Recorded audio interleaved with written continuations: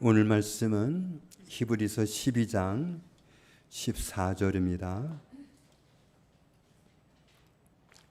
히브리서 12장 14절 말씀 한 목소리로 읽겠습니다. 모든 사람과 더불어 화평함과 거룩함을 따르라. 이것이 없이는 아무도 주를 보지 못하리라. 아멘. 우리가 레위기를 계속 살펴보고 있습니다. 하나님은 사람을 정결하게 지으셨습니다. 그런데 정결하게 지음을 받은 우리는 정결한 상태가 정상이기는 하지만 영향을 받을 수가 있습니다. 부정의 영향을 받아서 부정한 사람이 될 수도 있고 거룩의 영향을 받아서 거룩한 사람이 될 수도 있습니다. 우리의 문제는 사람이 이미 부정의 영향을 받아서 처음 사람 아담과 하와 때 이미 부정한 존재가 돼 버렸다는 겁니다.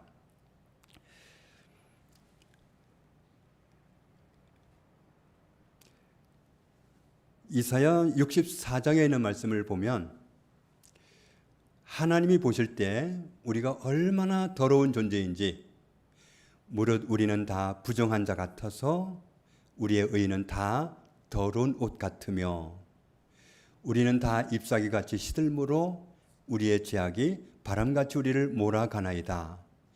우리는 나름대로는 의롭다고 해요. 서로 내가 의롭다, 내가 옳다고 하는데 하나님이 보실 때는 내가 의롭다고 하는 그 의로움이 더러운 옷에 지나지 않는다. 그래서 우리 상태가 더러운 옷 같다고 그랬는데, 우리가 이 부정한 상태로 살다가 인생을 마치고 죽게 된다면, 그러면 어떻게 되느냐 하면 히브리서 9장 27절에 그 죽음으로 끝나는 게 아니라 심판이 정해져 있다. 심판을 받는다는 건 죄인이기 때문에 심판을 받는 거지, 죄가 없으면 절대로 심판받을 일이 없습니다. 부정하다는 말은 죄인이라는 말입니다. 요한계시록 20장에는 말씀을 보면 바다가 그 가운데에서 죽은 자들을 내주고 사망도 음부도 죽은 자들을 내주고 각 사람이 자기의 행위대로 심판을 받는다. 그래서 심판받은 결과가 뭐냐면 불못으로 던져짐을 당하는 겁니다. 불못으로 던져지는데 그것은 둘째 사망입니다. 둘째 사망이라고 하는 것은 죽음을 말하는 건데 두 번 죽는 것을 말합니다. 사망은, 성경에서 말씀하는 사망은 분리되는 겁니다. 첫 번째 사망은 내 육신과 내 영혼이 분리되는 것을 죽음이라고 하는 것이고, 모든 사람이 알고 있는 죽음은 이 죽음입니다. 그런데 두 번째 사망이 있다는 거, 두 번째 죽음이 있다는 건 모릅니다. 두 번째 사망은 하나님과 내가 영원히 분리되는 겁니다. 하나님을 다시는 만날 수 없는 곳으로 가는 게 둘째 사망입니다. 사람이 영원히 돌아설 수 없는 지옥불에 들어가는 이유는 하나님과의 관계를 회복하지 못해서 그렇습니다. 하나님 없는 사람이 지옥에 갑니다. 요한계시록 20장 15절에는 하나님 나라에 있는 생명책에 이름이 기록되지 못한 사람은 그곳에 가게 된다. 요한복음 3장 3절에 보면 예수님이 니고데모에게 하시는 말씀이 사람이 거듭나지 아니하면 하나님의 나라를 볼 수 없다. 거듭나지 아니하면 하나님 나라에 들어갈 수 없다. 거듭나는 건 다시 태어나는 것을 말하는데, 두 번째 나는 것을 말하는데, 다시 태어나는 건 하나님의 나라에서 살 수 있는 생명으로 또 태어나는 것을 거듭난다고 표현을 하는 겁니다. 천국에서 살 수 있는 생명은 하나님입니다. 그러면 죄를 지어서 부정하게 된 인간이 어떻게 다시 하나님과의 관계를 회복하고 하나님 나라에 들어갈 수 있는 사람이 될 수 있을까? 부정하게 된 사람이 그런 상태로, 부정한 상태로, 죄인 상태로 하나님을 뵈면 즉석에서 사망합니다. 즉사하는 거죠. 부정하다는 것은 죄인이란 뜻인데, 죄인이 어떻게 하나님 앞에 설 수 있는 정결함을 회복한 사람이 될 수 있을까?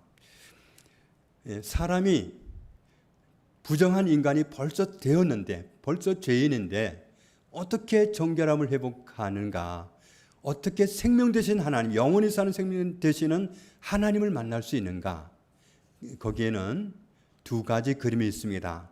하나는 큰 그림이 있고 하나는 작은 그림이 있습니다. 큰 그림은 창세기 3장에 나와 있는데, 하나님께서 여자의 후손을 구원자로 보내서 우리를 죄에서 해방시켜 가지고 의롭게 만들겠다, 의인이 되게 하겠다, 죄 없는 사람이 되게 하겠다, 그렇게 약속을 하셨습니다. 이게 큰 그림입니다. 구원을 말씀할 때 이게 큰 그림입니다. 이 말씀은 무슨 뜻이냐 하면, 우리가 죄를 짓기는 지었지만 스스로는 죄를 지을 그 죄에서 벗어날 수 없다는 겁니다. 스스로는 구원받을 수가 없다는 얘기입니다. 노력하면 된다든지 죽을 만큼 애쓰면 된다든지 그런 방법이 없기 때문에 외부에서 하나님이 보내시는 구원자가 오셔서 구원해 주겠다. 이게 하나님이 약속하신 큰 구원의 그림입니다. 예레미야 2장에 있는 말씀을 보면 하나님이 말씀하시기를, 우리의 죄는 얼마만큼 수습하기가 어려우냐 하면 이 잿물로도 씻을 수가 없고 아무리 많은 비누를 쓴다고 할지라도 죄는 씻을 수가 없다. 죄는 물로 씻어서 될 수 있는 게 아닙니다. 해결책이 없습니다. 그래서 하나님이 보내시는 구원자를 통해서 해결한다고 하시는 건데, 그 구원자를 유대인들은 메시아라고 말했고 또 헬라어로는 그리스도라고 말을 했던 겁니다. 아브라함의 자손들이 메시아를 기다려왔던 것은 바로 이 수습할 수 없는 죄에서 하나님이 구원해 주신다고 하신 그 구원자를 기다려왔다는 것을 뜻합니다. 메시아를 구세주로 보내주셔서 우리를 죄 없는 의인이 되도록 구원해 주셔서 영원한 생명 되신 하나님을 모시고 살 수 있도록 은혜를 베푸시겠다는 약속이 우리를 죄에서 구원하겠다고 하는 하나님이 약속하신 약속 중에 큰 그림입니다. 그런데 죄인이 죄를 씻고 하나님을 모시고 하나님께 나아갈 수 있고 이렇게 하는 작은 그림도 필요했어요. 왜냐하면 하나님이 약속하신 그 구원자가, 내가 구원자를 보내겠다고 약속했지만, 여자의 후손을 보내서 구원한다고 하셨지만 그 구원자가 신속하게 오시지 않았어요. 아브라함은 75세 때에 하나님을 만나서 너를 통해서 하늘의 별처럼 해변의 모래알처럼 많은 자손을 주신다고 했는데, 그 약속을 기다리기가 25년이었습니다. 아브라함으로서는 노인으로서 기다려야 했기 때문에 얼마나 초조하고 지루했겠어요. 정말 나이가 먹어가면 먹어갈수록 얼마나 조바심이 나고, 정말 하나님의 약속이 나를 통해서 이루어질 수 있을까, 얼마나 자기 나름대로는 고민을 했겠어요. 그런데 하나님이 여자의 후손을 보내신다고 하신 약속은 그런 정도의 시간이 걸리는 게 아니었어요. 하나님이 약속하신 구원자는 즉시로 오시지 않고 아주 오래 있다가 오셨습니다. 세상 끝자락에 오셨습니다. 히브리서 9장에 있는 말씀을 보면 그리스도께서 참것의 그림자인 손으로 만든 성소에 들어가지 아니하시고 바로 하늘에 천국에 직접 들어가셔서 우리를 위하여 하나님 앞에 나타나셨는데, 대제사장이 해마다 다른 곳의 피, 다른 짐승의 피로써 성소에 매번 들어가는 것처럼 그분은 자기를 그렇게 드리려고 아니하신다. 왜냐하면 그렇게 하면 예수님이 세상을 창조할 때부터 마지막 시대까지 계속해서 자기를 제물로 드려야 되는데 자주 고난을 받았어야 할 것이로되 이제 자기를 단번에 제물로 한 번에 드려서 죄를 없이 하시려고 언제 나타나셨느냐 하면 세상 끝에 나타나셨다. 아브라함이 기다린 건 기다림도 아니었어요. 세상 끝에 하나님이 약속하신 구원자가 오신 거예요. 베드로전서 1장에 있는 말씀을 보면 너희는 말세에 나타내기로 예비하신 구원, 말세에 나타내기로 예비하신 구원자를 얻기 위하여 믿음으로 말미암아 하나님의 능력으로 보호하심을 받았느니라. 구세주가 오신 시점은 말세였어요. 지금도 우리가 말세라고 하지만 예수님 오셨을 때가 이미 말세였다는 거예요. 20절부터 있는 말씀을 보면 그는 창세 전부터 미리 알리신 바 되시니나 언제 나타나셨느냐 하면 이 말세에 너희를 위하여 나타나신 바 되었으니 너희는 그를 죽은 자 가운데서 살리시고 영광을 주신 하나님을 그리스도로 말미암아 믿는 자니 너희 믿음과 소망이 하나님께 있게 하셨느니라. 하나님이 약속하신 구세주는 세상 끝에 오셨어요. 끝자락에 오셨어요. 그러면 예수님이 오시기 이전에 이미 수많은 사람들이 살고 있는데 하나님은 그 사람들로 생각하셔야 되잖아요. 그러니까 그 사람들도 죄를 씻고 하나님 앞에 나갈 수 있는 짧은 구원의 그림이 필요했다는 말이죠. 부정하게 된 사람, 죄인 된 사람이 메시아를 만나서 구원을 얻도록 하나님이 큰 그림의 약속을 하셨는데 그 약속의 성취될 시간은 멀리 있었기 때문에 그 전 시대를 사는 사람에게는 그 즉시로 죄를 해결받고 하나님 앞에 나아갈 수 있는 작은 그림으로서의 구원이 필요했던 겁니다. 그래서 레위기에 죄인이 어떻게 죄를 해결하고 하나님 앞에 나아오라고 방법을 제시했는데 그게 바로 그들에게 주신 작은 그림으로서의 구원이었던 겁니다. 죄를 해결하는 큰 그림이자 근본적인 해결책은 예수 그리스도입니다. 그런데 그 전 시대를 사는 사람에게 자기 시대를 살면서 죄를 해결받고 하나님 앞에 그 시대를 서기 위해서 레위기 제사법으로 자기의 죄를 해결하고 하나님 앞에 나아갈 수 있도록 은혜를 베푸셨던 겁니다. 죄를 해결하기 위해서 그들에게 허락하셨던 제사는 5가지 제사였죠. 하나님의 진노가 두려워서 진노를 해결하기 위해서 번제를 드렸고 하나님께 감사해서 나갈 때 소제 제사를 드리고 나갔고 관계가 깨졌던 문제를 해결하기 위해서 화목제를 드리고 나갔고 자기의 근본적인 죄를 해결하기 위해서 속죄제를 드리고 나갔고 이웃에게나 하나님의 성전에나 자기가 잘못해서 배상할 일이 있으면 속건제 제사를 드리고 하나님 앞에 나가는 5가지 제사를 허락해 주셨습니다. 그런데 우리가 레위기를 보면 이 5가지 제사가 2번 나오는 걸 볼 수 있어요. 번제 제사가 1장에도 나오고 또 소제가 2장에 나오고 화목제가 3장, 속건제가 4장, 속죄제가 4장, 속건제가 5장에 나와요.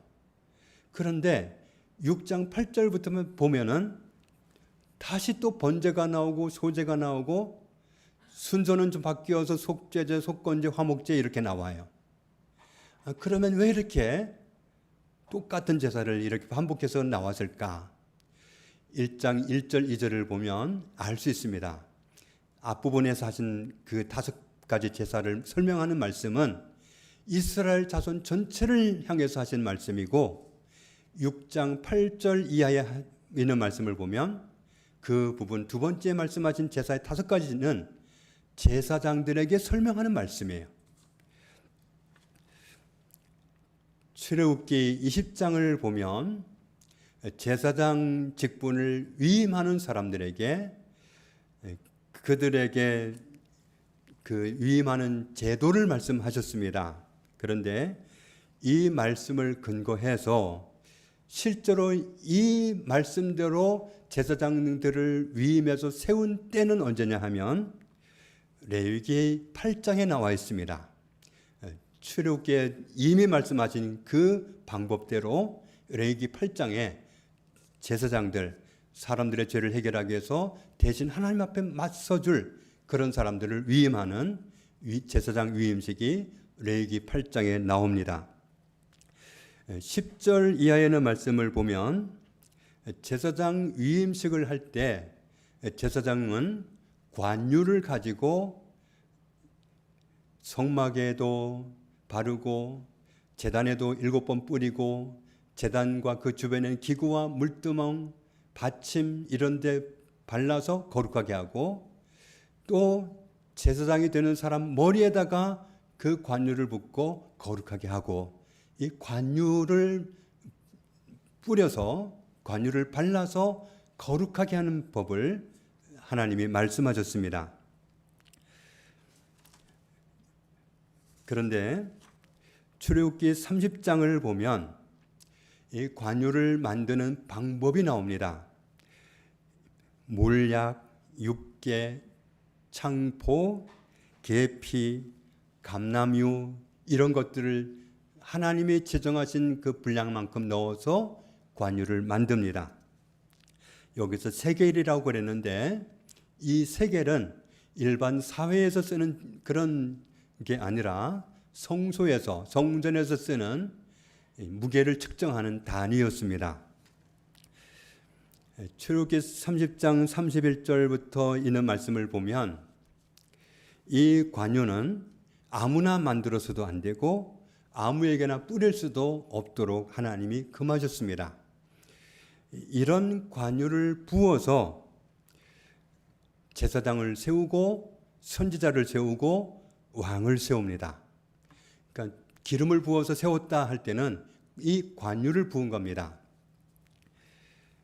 그런데 이 제사장도 선지장도 왕도 자기가 자원해서 나 제사장 할게요 해서 되는 게 아니고 사람들이 뽑아서 이 사람 선지자 시켜주세요 해서 되는 게 아니라 하나님이 지정합니다.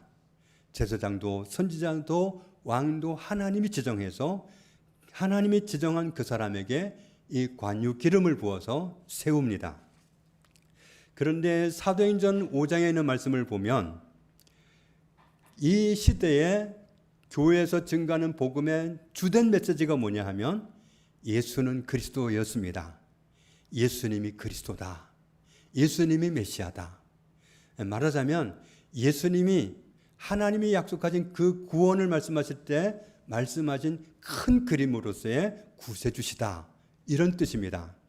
그리고 이 그리스도라고 하는 말은 뜻이 뭐냐 하면 기름 부음을 받은 자입니다. 예수님은 제사장으로 선지자로 왕으로 이 세 가지 직분을 다 위임받은 하나님으로부터 위임받은 그래서 기름 부음을 받고 오신 그리스도였습니다.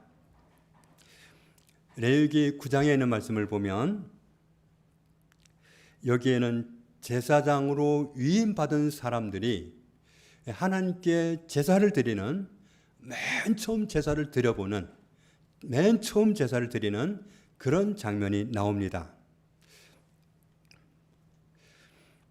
레위기 6장에 보면 제사장들에게 부탁하신 말씀이 있는데 제단 위에 제물을 태우는데 그 제단 밑에는 불이 있겠죠.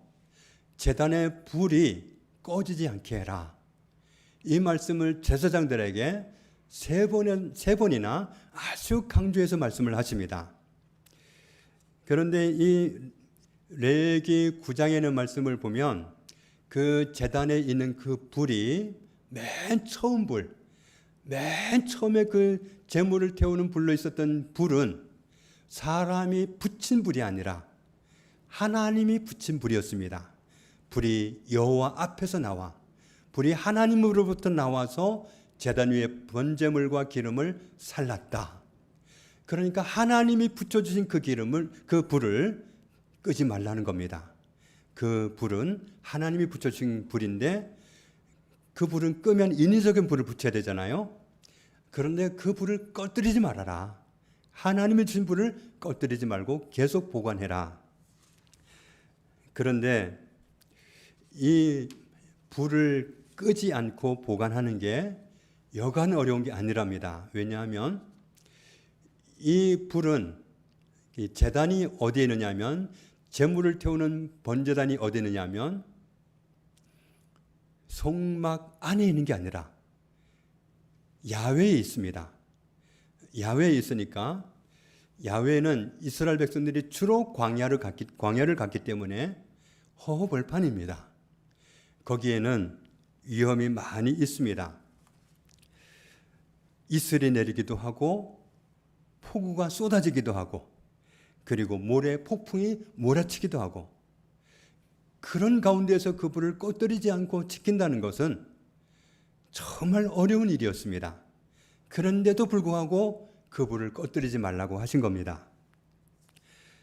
하나님이 보내시는 구원자가 오시기 전까지 아브라함의 자손들이 정결을 회복하고 하나님을 만나 임마누엘을 누리면서 살게 하시려고 5가지 제사로 정결함을 얻도록 은혜를 베풀어 주셨습니다. 모든 사람이 죄에서 해방되어 하나님과 끼어졌던 관계를 회복하고 영생을 회복하는 구원의 큰 그림은 예수 그리스도를 통해서 성취되었습니다. 그런데 아브라함의 자손들에게 허락하셨던 5가지 제사로 정결을 회복하게 하신 것은 그리스도가 오시기 전까지 순간순간 정결을 회복하도록 은혜를 베푸신 것입니다. 우리가 레위기를 통해서 계속해서 말씀하시는 하나님이 강조하시는 메시지를 접하게 됩니다. 그것은 사람이 정결하게 지음을 받았어도 이미 부정하게 되었는데, 부정한 상태에서는 하나님을 만날 수 없고 하나님을 만나지 못하면 그 사람은 지옥에 가는 겁니다. 영원히 돌아설 수 없는, 해방될 수 없는 감옥으로 갇히는 겁니다. 그런데 영원한 생명을 회복하지 못해서, 영원한 생명 되신 하나님과의 관계를 회복하지 못해서 지옥 가게 되는 사람들, 그런 사람들을 하나님은 사랑하셔서, 하나님을 버린 사람들인데도 불구하고 사랑하셔서 우리가 육신도 죽고 영혼도 죽고 그래서 멸망에 이르는 것을 원하지 않습니다. 그래서 부정함에 빠진 사람에게 살기 위해서 하나님은 어떻게 하라고 명령하셨죠? 정결로 지음을 받아서 부정에 빠졌으니까 우리는 이렇게 생각할 수 있어요. 하나님이 정결하라고 명령하시겠다. 그런데 하나님은 정결하게 되라고 하시지 않고 그것을 뛰어넘어서 거룩하게 되라고 하십니다. 거룩은 하나님의 영역입니다. 하나님과 함께 있을 때 사람이 거룩해집니다. 다른 방법은 없어요.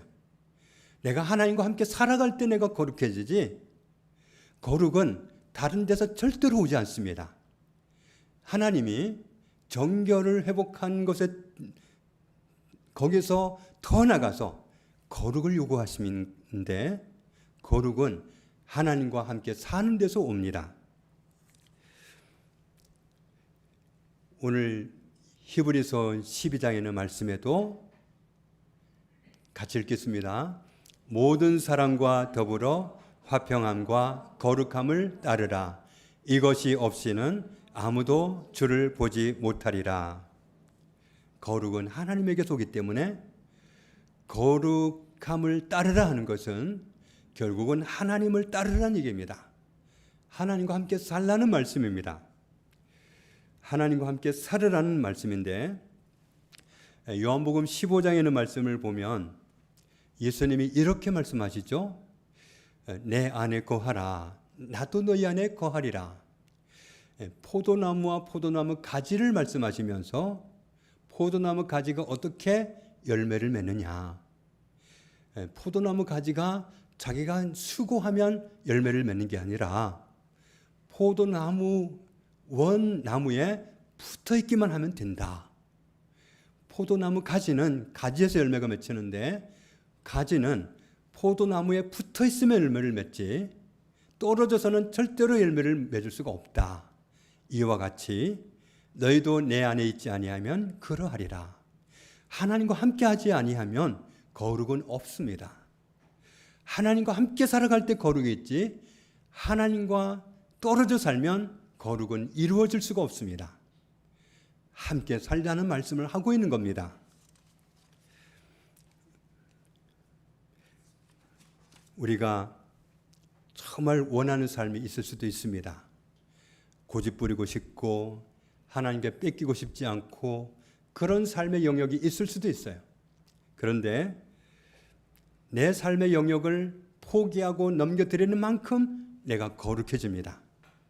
내가 드리지 못한 영역이 있다면 그 영역만큼 내가 거룩하지 못한 존재가 됩니다. 우리는 거룩하기를 원하신 하나님 앞에서 알아야 거룩의 길로 가죠. 어떻게 사는 게 거룩인지, 어떤 마음을 품는 게 거룩인지, 어디를 가야 거룩인지, 무엇을 해야 거룩인지, 무슨 말을 해야 거룩인지 알아야 거룩을 쫓아가죠. 하나님의 마음을 알기 위해서 말씀을 읽는 겁니다. 하나님의 마음을 알기 위해서 기도하는 겁니다. 하나님께 여쭙는 거죠. 물론 안 되는 거 가지고도 여쭐 수 있어요. 정말 안 되는 부분이 저한테 있습니다. 정말 이 천한 욕을 자꾸 하는데 이거 안 됩니다. 고쳐주십시오. 도와주십시오. 쉽게 고쳐주십니다. 나는 정말 노력해도 잘 안 되는데 문득문득 10원짜리가 나오는데 하나님은 쉽게 고쳐줍니다.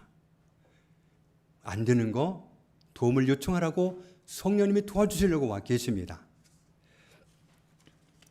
말씀에 순종하지도 않고 여쭙지도 않고 그러면서 내 마음대로 하고 싶은 대로 가고 싶은 대로 그렇게 해가지고는 거룩함을 누릴 수가 없습니다.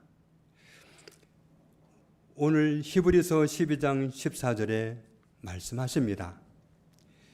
이거 없이는 이거 무시해가지고는 주를 보지 못하리라.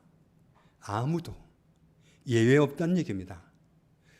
목사라는 이름 가지고 안 됩니다. 교회라는 이름 가지고 안 됩니다. 하나님과 함께 살 때 거룩이 보장됩니다. 하나님이 원하시는 것은 정결이 아니라 거룩입니다. 정결은 연약합니다. 다시 얼마든지 더럽혀질 수 있기 때문에 그런 불안한 지대에 있지 말고 아예 뛰어넘어서 거룩함을 따르라고 말씀하십니다. 그렇지 않으면 아무도 주를 보지 못하리라.